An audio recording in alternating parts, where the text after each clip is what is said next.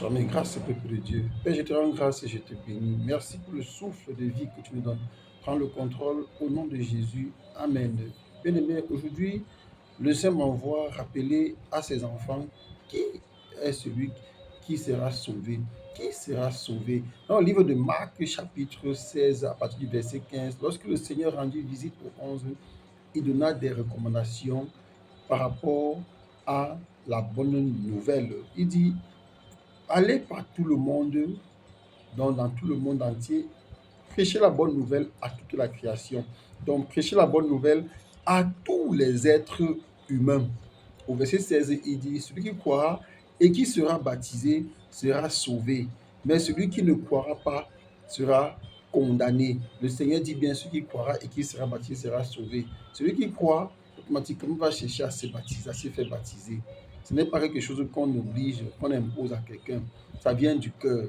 Mais celui qui refuse de croire, le baptême, n'en parlons même plus. Là, le Seigneur dit simplement, celui qui ne croira pas sera condamné. Oui, c'est-à-dire, la bonne nouvelle est prêchée à tout le monde normalement.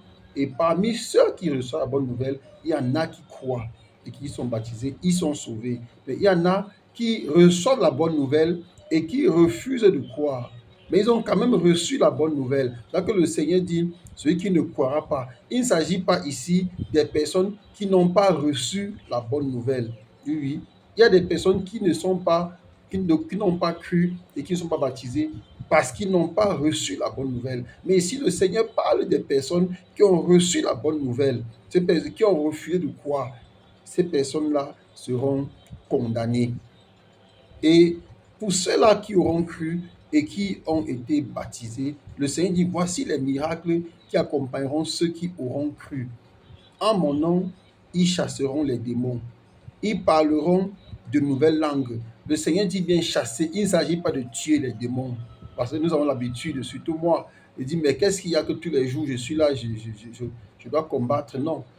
Nous n'avons pas pour mission de tuer les démons. Les démons, nous devons les chasser. Et nous savons que les êtres spirituels que Dieu a créés ne sont pas appelés à mourir. Sinon, Satan serait le premier à choisir la mort, étant donné le sort qu'il attend. Voilà.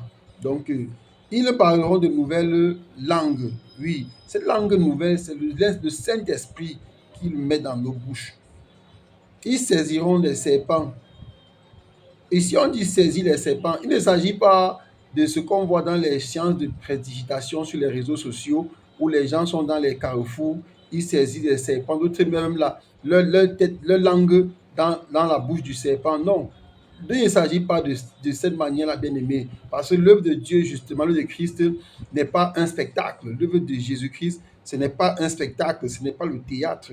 Mais si un serpent t'attaque, on a vu par exemple lorsque l'apôtre Paul, lorsqu'ils étaient, lorsqu'ils avaient chaviré et que le serpent était collé à lui, le peuple disait, cet homme est vraiment un méchant.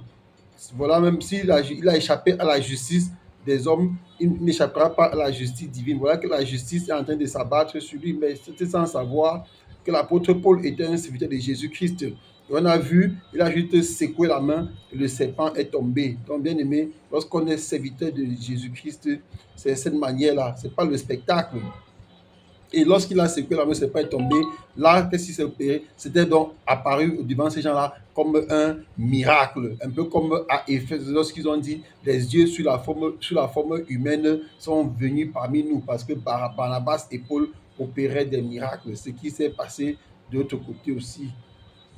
Et le Seigneur dit, et s'ils boivent quelques breuvages mortels, il ne leur fera point de mal. Vous avez souvent vu les enfants de Dieu, quand vous mangez un repas empoisonné quelque part, ou une nourriture qui est toxique, vous voyez que le Seigneur retire toujours.